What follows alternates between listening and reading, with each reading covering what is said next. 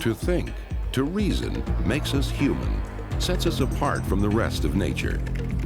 People communicate in intricate ways about complex subjects, and at the center of it all, a thinking machine, the computer. With it, our thoughts can be recorded. What once seemed impossible now seems commonplace. Today, computers are capable of amazing tasks that boggle the mind. But the evolution of a thinking machine, a computer, engaged some of the greatest minds of the last 2 centuries. The story of the computer contains squandered chances, fortunate accidents, frequent missteps, fantastic insights, and unprecedented genius. It is the story of a machine that helps us win a war, figures in the creation of weapons of inconceivable destruction, and sends us into space. The birth of the computer spawned the growth of whole industries, led to the world's greatest personal fortune, and will increasingly affect the lives of everyone on Earth. Thinking machines, the creation of the computer.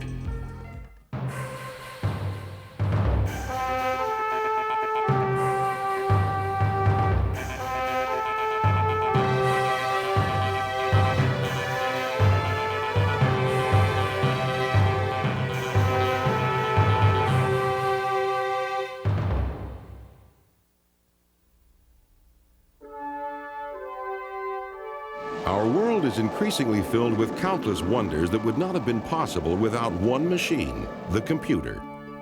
Although computers are enormously intricate, their most basic components consist of simple devices that can be switched to either one of 2 states, on or off. The computer creates its magic by calculating with a speed and accuracy that far surpasses its human inventors. Computers stagger the mind with their complexity, but simply put, a computer takes information, processes it, and then outputs a result. It's all done with a unique partnership of hardware and software. Hardware comes in boxes. They're the physical components, such as the monitor and hard drive. Software comes on disks. Software consists of instructions that tell the computer what to do. One way to start this computational partnership is to type on the keyboard, providing input.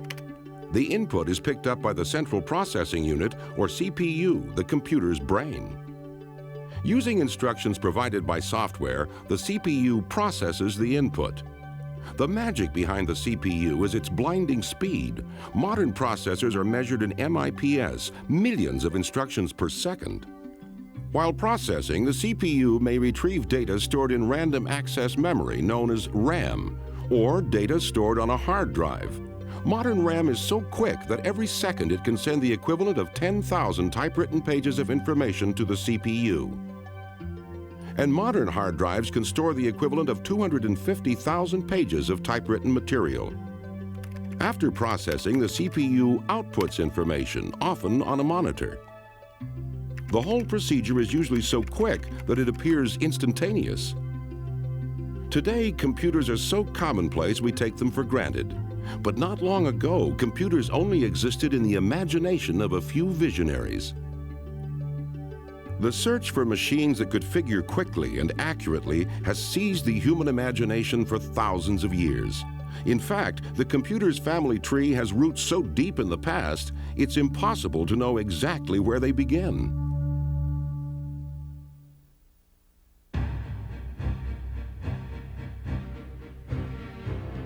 By the early 19th century, the European Industrial Revolution was well underway, and the development in production and commerce came from the maturing fields of engineering, navigation, surveying, finance, and science. The practical application of these fields relied on volume after volume of tables. Tables for trigonometry, tides, interest rates, multiplication, and gravity. Tables were critical. The actual figuring was done by people who specialized in mathematical computation. Surprisingly, these people had a familiar job title. They were called computers. These human computers toiled over their tables incessantly, monotonously, and made mistakes. Typically, tables were full of errors. The requirement for accurate tables introduced one of the most eccentric and brilliant figures into the story of computers, Charles Babbage. Oh, Babbage was an extraordinary scientist. I mean, Babbage was a great scientist. Babbage was 100 years ahead of his time. You can't say that about many people, but you could say that about Babbage. Charles Babbage represented that extraordinary element of British society, the scientist aristocrat.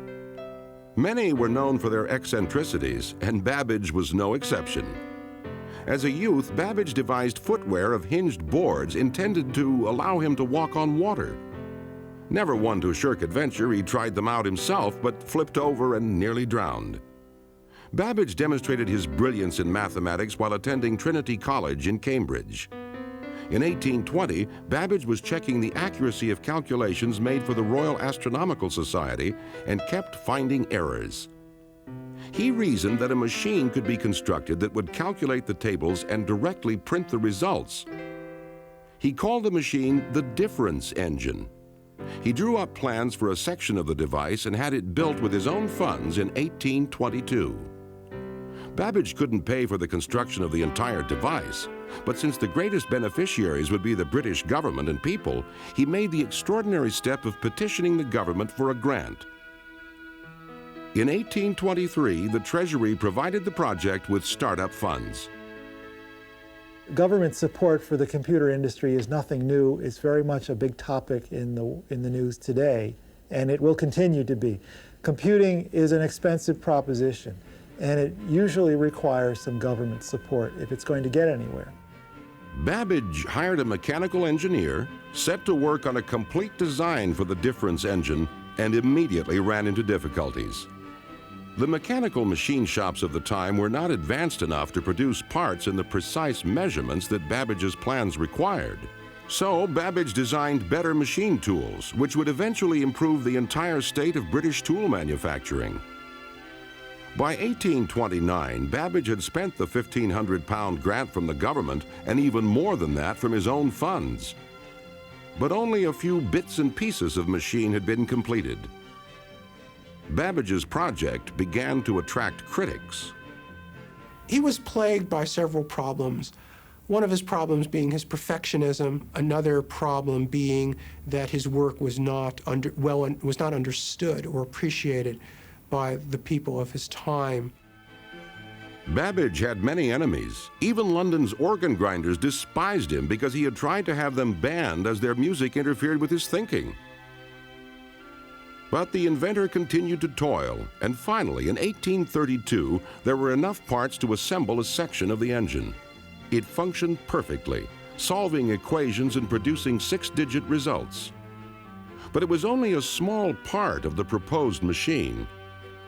The skyrocketing costs and lack of results finally made the government pull its support from the project. Although disappointed by the cancellation, Babbage had contributed to the project's demise by suggesting that a new device he had conceived, the analytical engine, would be vastly superior to his old design.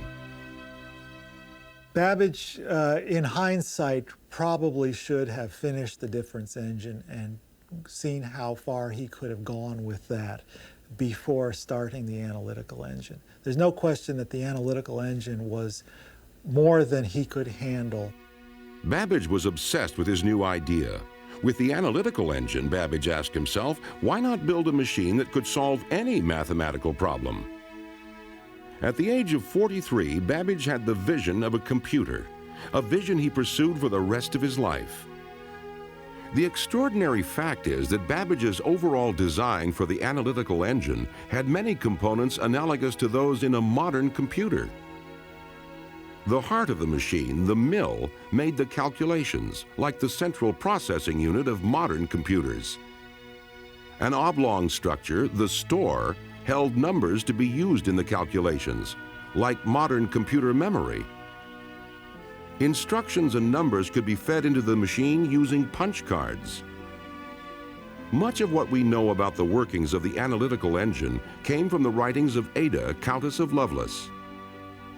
Among the people who understood what Babbage was doing was a woman named Ada Augusta, who was the daughter of one of the daughters of Lord Byron, the poet.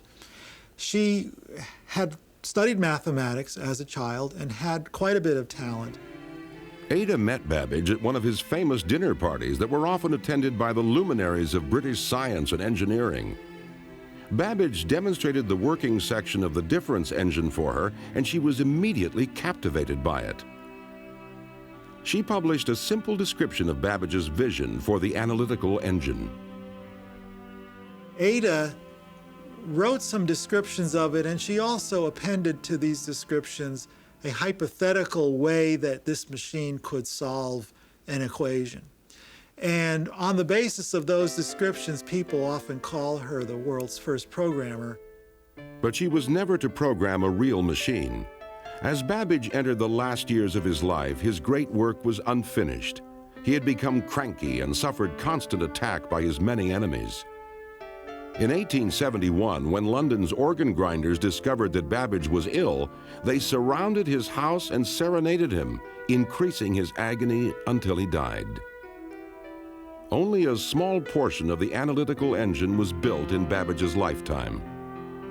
Babbage's vision of the computer fell into obscurity, and except for the detailed texts left by Ada, could well have been forgotten. Babbage's machines, which were never finished, which existed for the most part only on paper, were proto-computers. They were mechanical, they used gears, they used metal shafts. They weren't computers in our sense of the term, that is, they weren't electronic digital computers, but they were abstractly and on paper mechanical computers. It would be nearly 100 years before a programmable computation device would again be conceived.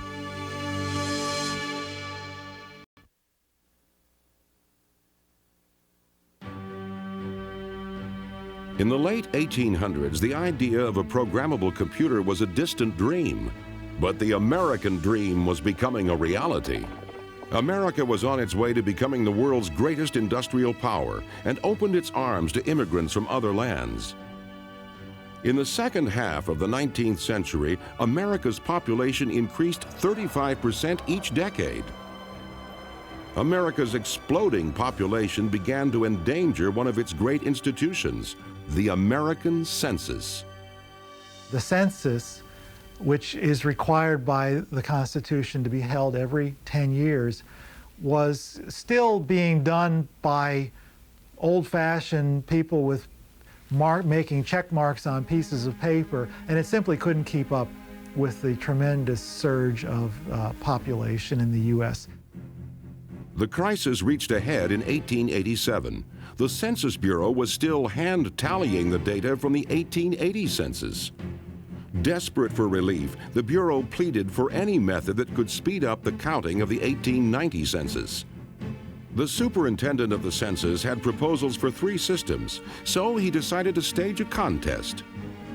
2 of the systems relied on hand counting. The third, developed by a young, rather humorless former MIT instructor named Herman Hollerith, used punched cards.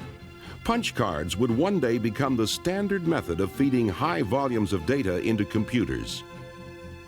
Now, where he got this idea, we are not sure. He may have been inspired by the fact that a conductor on a railroad punches your ticket when you hand it to him. Hollerith's system beat the others easily. In the tabulation portion of the test, it was nearly 10 times faster. The Census Bureau leased 56 of Hollerith's machines at $1,000 a year each and put them to work in July 1890. Census Bureau clerks used Hollerith's machines to punch the cards and then tabulate the results. Scores of operators were trained to use the puncher quickly and accurately. The tabulating was done with electricity.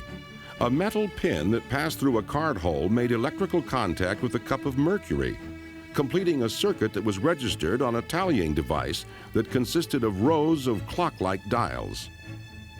Hollerith's machines were a step toward the later development of computers. They significantly sped up the processing of information. The results of the 1890 census count were a triumph for Hollerith.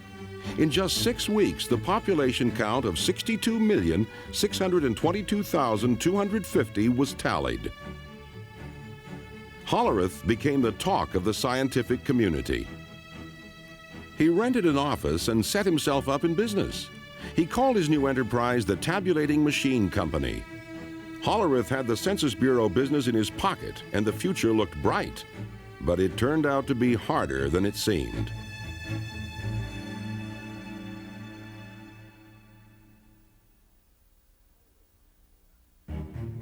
Hollerith's natural aptitude for mechanical devices was obvious, but he also proved himself to be a dogged businessman. He drummed up business among one of the biggest industries of the day, the railroads. With the increase in population and the push west, the railroads had grown into enormous organizations with personnel, stations, cars, and customers scattered all across the country. Hundreds of clerks produced tons of paper to help track and manage these vast empires. Hollerith convinced the New York Central Railroad to try out some of his machines. The experiment wasn't a success. Hollerith's machines could compute fast enough for census work, but couldn't keep up with the speed and volume of the railroad business. After 3 months, the machines were removed. Hollerith was short on capital and faced ruin. He moved his family into his mother-in-law's house. He sold his assets, even his horse, to raise money to redesign his machines, to improve their speed, reliability, and ability to make additions. Hollerith even customized the punch cards for business computations, such as adding columns to store dollars and cents. After a solid year of tedious work, Hollerith returned to the New York Central and offered them free use of his new, improved, and faster computing machines for a year. Within 3 months, the railroad was convinced and contracted to lease the machines. The Tabulating Machine Company was back on track. Hollerith had avoided bankruptcy and now had more work than he could handle. And Hollerith, you could say, came along just in time. It was a combination of his invention making this available, but also the need out there required something like that. So it was a convergence of the social needs or the social factors on the one hand, and the inventiveness sort of pushing from the other hand. But Hollerith was weary. He was diagnosed with a bad heart and ordered to slow down. In 1911, Hollerith sold his shares in the Tabulating Machine Company for over $1 million. Hollerith's former company was merged with 3 others and, led by master salesman Thomas Watson, grew into a major supplier of business equipment. In 1924, Watson renamed the enterprise International Business Machines, IBM. Because of Hollerith, the name IBM would become synonymous with computers. By the 1930s, as America limped out of the Great Depression, companies like Burroughs and IBM foresaw continued growth and success. Over the next decade, progress would be slow. It would take the destructive forces of World War II to give the computer its next great advance.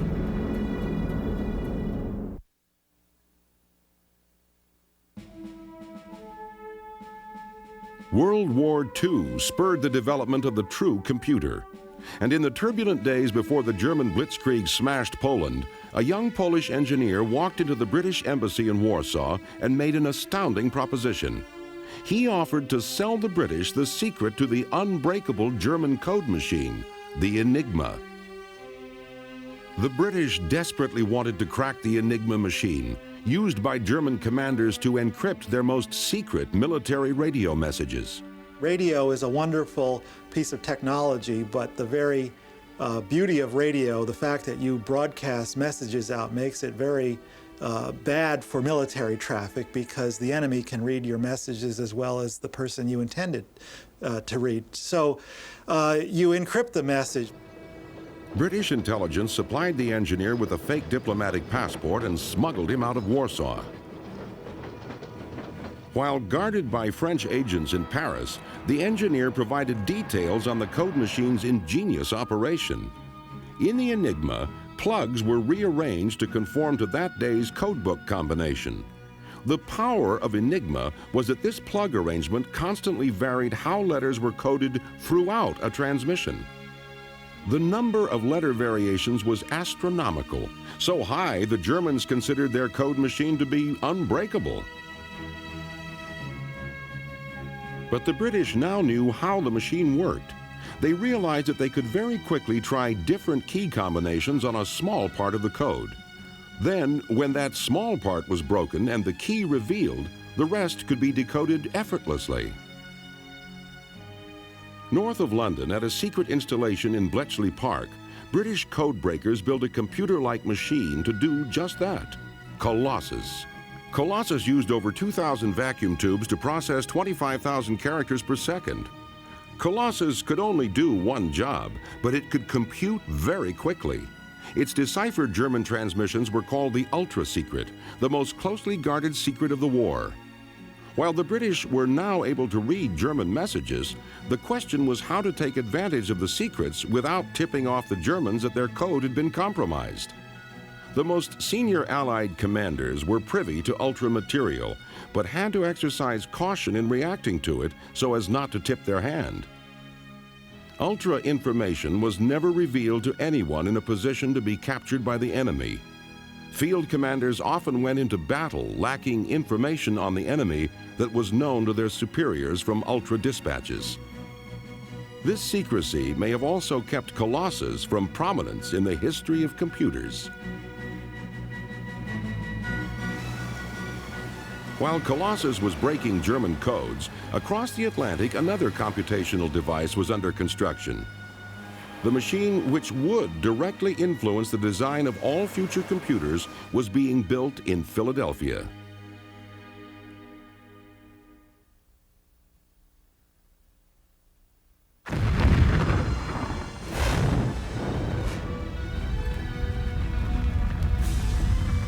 In response to the attack on Pearl Harbor, American industry quickly became a powerhouse producer of the implements of war.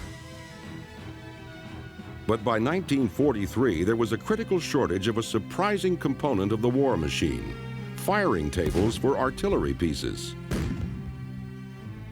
Firing tables allowed gunners to correctly aim their guns in different ranges, altitudes, temperatures, and wind conditions. To calculate these tables required enormous numbers of calculations, which at that time were done by human beings. Incidentally, these people who did them were called computers. That was their job title. And they operated adding machines, mechanical adding machines primarily. And they would simply step through these calculations and produce these tables. One of the centers of firing table calculation was at the Moore School of Engineering at the University of Pennsylvania in Philadelphia.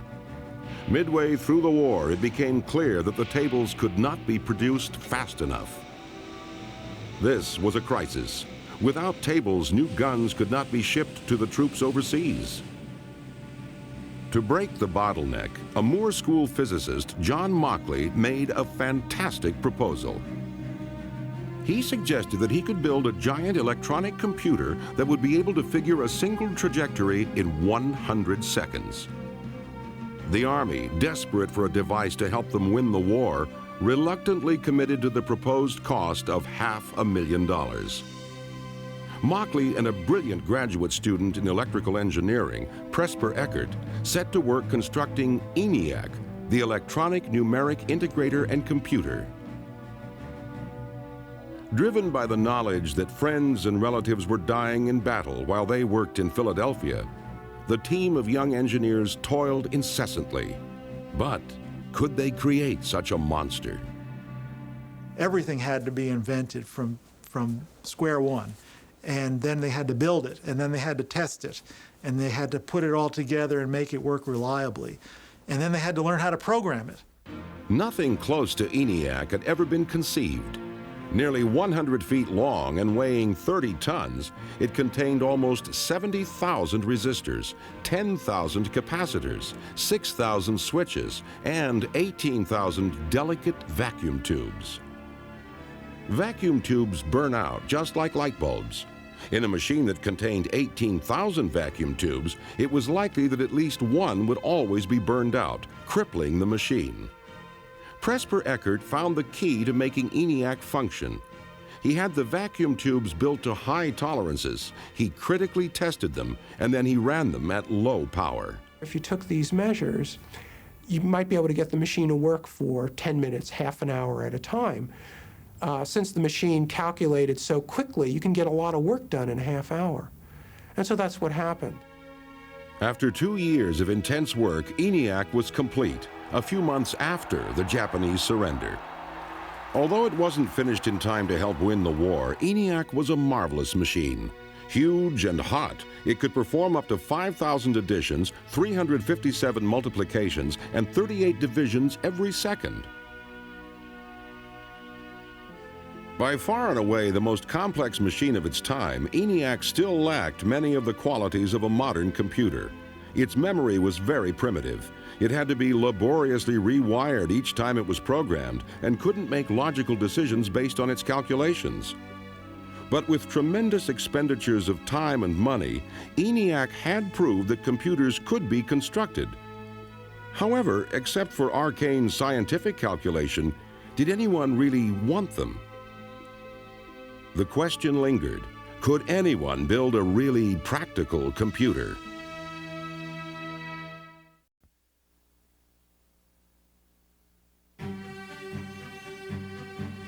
Just before the end of the Second World War, an advisor to the ENIAC project, John von Neumann, wrote a paper that was to greatly affect the next stage of computer design. Von Neumann possessed a photographic memory, an incomparably fast mind, and was one of the principal scientists involved in the Manhattan Project, the building of the atomic bomb. He was also an advisor on ENIAC. The paper von Neumann wrote after the war delineated the structure of a modern computer. The paper drew heavily on the work building the ENIAC, yet was undeniably augmented by von Neumann's brilliance. Von Neumann's computer was to have a processing unit, a controlling unit, memory, input, and output. But most importantly in the evolution of computers, it would hold its programming internally in its memory. Internally held programs give computers their power and versatility because an internal program can modify what it does based on data or the results of computations. In machines like the ENIAC, programming had been hardwired or fixed, so the machine was much less adaptable. The idea for storing the program internally was the last key to developing the true computer. But whether it was von Neumann's idea has long been hotly debated. Eckert and Mauchly claimed they formulated internal programs as a natural part of their work building ENIAC, although they couldn't stop and incorporate the idea into the machine. But many who read the paper assumed that all the genius behind it was from the great von Neumann. He was one of the most widely regarded mathematicians in the world. Eckert and Mauchly were relatively obscure. Eckert was a young man just out of school. Mauchly had been a professor at a fairly out-of-the-way college. They didn't have international reputation. Eckert and Mauchly weren't included as authors in the paper. They felt they had been betrayed. The most important effect of von Neumann's paper was to spur computer development. Eckert and Mauchly moved into offices in Philadelphia, hired a staff, and set up a company that would build a business computer. They called it the UNIVAC. They signed a fixed-cost contract to build a UNIVAC for the Census Bureau, rolled up their sleeves, and went to work. Unfortunately, building UNIVAC turned out to be a monumental undertaking. As they struggled to make UNIVAC real, they also struggled financially and needed to be bailed out by a series of larger companies. They eventually joined forces with Remington Rand, a flourishing typewriter manufacturer. In March of 1951, after 6 years of toil, they finally delivered the first UNIVAC to the Census Bureau. Unlike ENIAC, the UNIVAC was an entire computer system designed for business. UNIVAC could be programmed for a variety of data processing tasks. Compact tape drives held data, and results were automatically printed. But even with the backing of Remington Rand, sales remained slow. Very few people understood how useful a computer could be. That perception changed dramatically one night in 1952.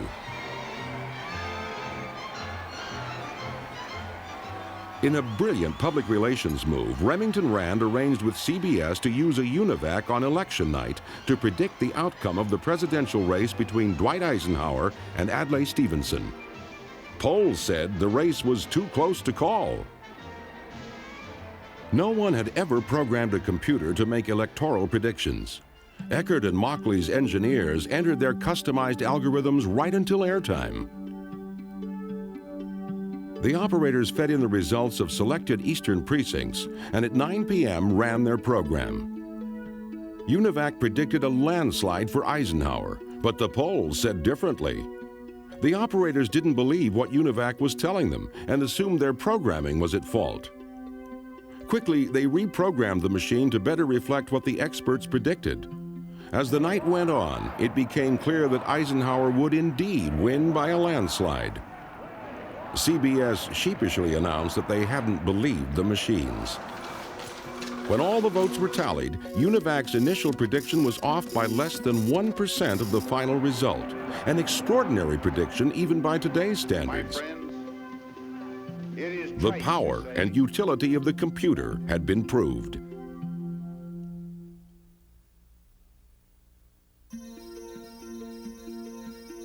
After the success of UNIVAC, various companies began to see a future in computer development. New companies like Burroughs, as well as old giants like General Electric, jumped into the computer business. But most large American businesses were dependent on the data processing systems provided by one company, the office machine monolith, IBM. IBM had no computers. IBM's aging leader, the legendary sales guru Thomas Watson Sr., was not eager to jump into the enormously costly development of computers. A computer back then contained thousands of vacuum tubes, occupied, one or more large rooms, and required a small army of attendants to run. IBM and most other people didn't see how computers could be used in business. It took Watson's son, Tom Watson Jr., to lead IBM into the computer age. As Watson himself recalls, the move was spurred by IBM's customers who were fed up with bulky punch cards. I remember particularly Jim Madden, then vice president of the Metropolitan Life, who said, we're going to cancel our IBM just the minute we learn to do this in tapes, because 3 floors of the Metropolitan Life building are used to store the cards of our customers' accounts. And if we keep going the way we will, they'll occupy the whole building. We were threatened into this progress. Faced with the prospect of losing customers, Tom Watson Jr. ordered the development of a computer. IBM's famous sales force told their customers a computer would arrive soon. In fact, it was still being planned. Finally, in 1953, IBM unveiled the 701. Although technologically inferior to the UNIVAC, the 701 and other early IBM computers were hits with the customers because they conformed to standard IBM systems and support. IBM saw the future, and it was computers. They redirected corporate efforts to computer development. IBM's efforts paid off, and by the beginning of the 1960s, the company's large mainframe computers dominated the business. But the development of the computer was about to go in an altogether different direction.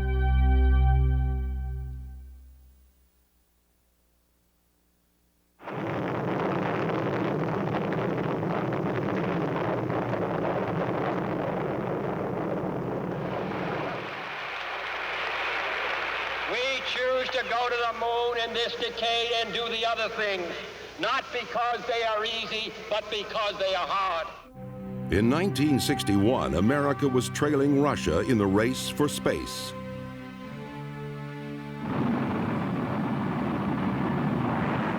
(1961), a year of achievement for Soviet scientists in the race for space. Yuri Gagarin has become the first human to orbit the Earth. and crowds in Moscow's Red Square salute the 27-year-old cosmonaut. As NASA engineers began planning the lunar mission, they realized a computer as powerful as one currently the size of a room must be on board. The engineers wondered, is such a small computer even possible?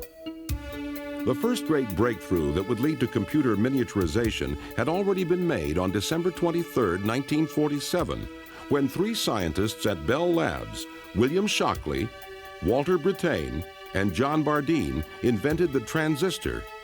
Formed on the semiconductor silicon, the transistor could replace large vacuum tubes in computers. Compared to vacuum tubes, transistors were tiny, required little power, and produced little heat. The breakthrough was sufficiently important that the three inventors of the transistor were awarded the Nobel Prize. A computer that could navigate to the moon and back would require thousands of transistors, and although small, they were not nearly small enough. The next step in miniaturization occurred in 1959 when Robert Noyce and Jack Kilby, engineers for rival transistor manufacturers, independently came up with breakthroughs that led to the same revolutionary idea: an entire network of electronic components. Transistors, diodes, capacitors, and resistors could be incorporated onto a single chip of silicon. This great innovation in electronics was called the integrated circuit. Using integrated circuits, a 10-ounce computer was built that was as powerful as a 30-pound one made of transistors. But integrated circuits had an inherent problem. They were difficult to manufacture and therefore were expensive. But the space race had started just in time to pay for them. In 1969, 5,000 integrated circuits made up the heart of each of two identical computers, one on the lunar orbiter and one on the lander. For their size, these were the most powerful computers on Earth, soon to leave the Earth entirely. Beautiful, just beautiful. Yeah, I'm gonna step off the limb now. As Neil Armstrong took one small step in the lunar dust, Intel engineer Ted Hoff was making the last great leap in miniaturization, developing an idea that would put an entire computer on a chip of silicon, the microprocessor. The genie would be out of its bottle, beginning the computer revolution and changing the world forever.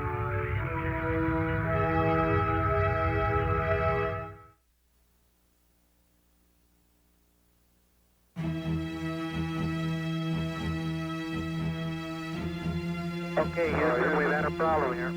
Apollo 13, intended as the third lunar landing, had just lost 2 fuel cells and was venting oxygen into space, 200,000 miles from Earth.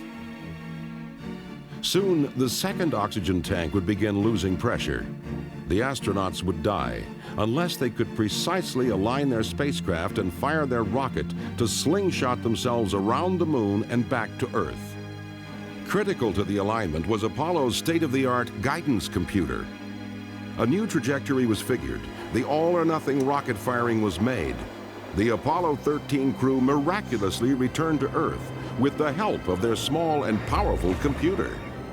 By the last Apollo mission 2.5 years later, computers as powerful as those on Apollo would be available to everyone. That was because soon before the Apollo 13 flight, an engineer at Intel, Ted Hoff, had come up with an ingenious idea. Hoff had been told to design 12 separate integrated circuits to make a Japanese pocket calculator. He suggested placing the entire processing unit on a chip and programming it just like a computer. Intel developed the idea, and by 1970 they had a working model of a microprocessor. It was the invention not just of integrated circuits, but of a particular kind of integrated circuit, the microprocessor, that makes today's personal computers possible.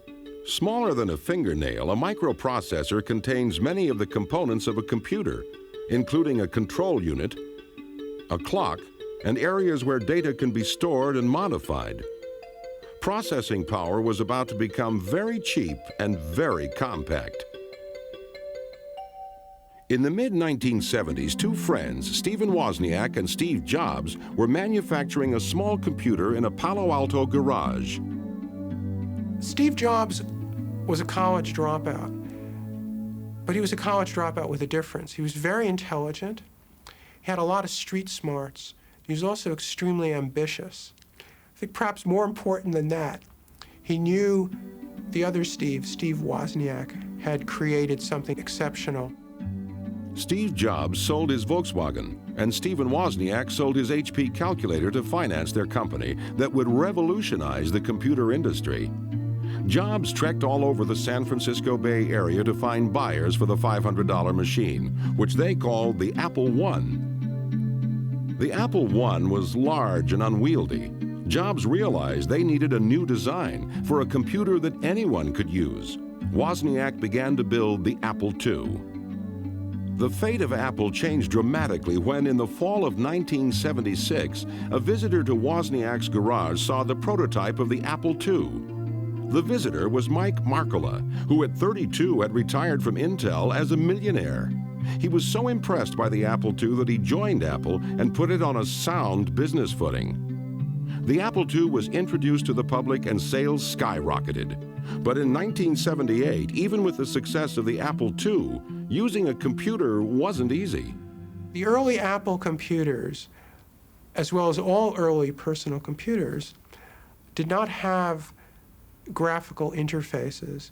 They didn't have mice. They had what's known as a command line interface. That is, you typed instructions into the computer and your instructions appeared as text on the screen. A simple-to-use computer had been conceived by a computer scientist named Doug Engelbart. He demonstrated his vision in 1968 at the Fall Joint Computer Conference in San Francisco. If I hit W, it'll say delete word. The arrow moves back and forth to give me feedback.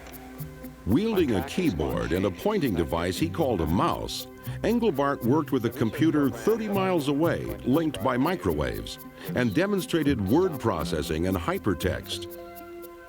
Many in the audience went home inspired, but one group alone was to fulfill Engelbart's vision. That group was just down the road from San Francisco at Xerox PARC. In 1970, Xerox dominated the copier industry, but thought the future might be in computers. A young Xerox executive, Robert Taylor, worked with a team to transform the way the computer industry was perceived. As Robert Taylor himself remembers, the chairman of Xerox at the time, Peter McCullough, made a speech where he said that Xerox was going to become the architecture of information. So I asked his speechwriter not too long after that, what did that mean? Because I had an idea about what it ought to mean, and so did some other people. And the speechwriter said, well, he didn't really know, but it's a ringing phrase. And so I said, well, we're going to make it happen.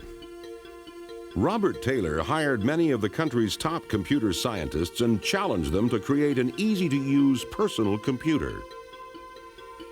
The result was the Alto, which incorporated many of the innovations in personal computers we take for granted today, all developed at Xerox PARC. The Alto used a mouse, a graphical interface, built-in networking, and printed on a laser printer. Xerox developed the Star, the commercial model of the Alto, but it never sold well. Xerox was a large and very successful photocopier company. And it didn't really understand computers, didn't appreciate the brilliance, the originality, and the enormous commercial worth of the computer developments at Xerox PARC. But Steve Jobs did.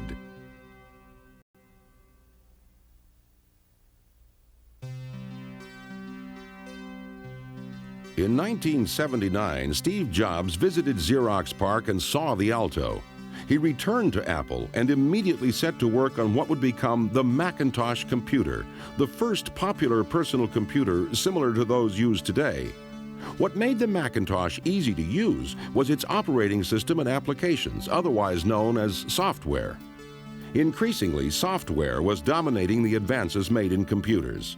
Bill Gates, the young president of computing software company Microsoft, understood the importance of software to the future of computers and parlayed this vision into a vast software empire, making him the richest man in the world.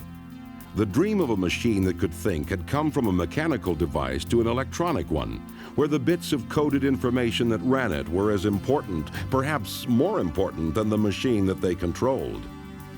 This may have been the best evidence that a thinking machine had arrived and could now be placed on your desk. Soon, nearly half the jobs in America would use the computer. Within the decade, microprocessors would be everywhere, incorporated into automobiles, appliances, and scientific instruments, significantly increasing their capability and reliability. Unprecedented fortunes would be made in businesses that hadn't existed a decade before. Education would be transformed forever, as the access to information would be transferred from libraries and universities to your desktop. The Earth would shrink with unprecedented speed as a worldwide communication grid became accessible to anyone with a computer and modem. And even now, the evolution of a thinking machine isn't finished. Computers have already changed the way we live, and they'll change the way we explore our world and other worlds in the 21st century. They will take us to distant galaxies, and they will connect us right here on Earth. Computers will continue to become more interconnected. They will continue to become smaller, faster, cheaper. And software will become more powerful. Minds that have yet to be formed will mold this power to create new marvels inconceivable to us today.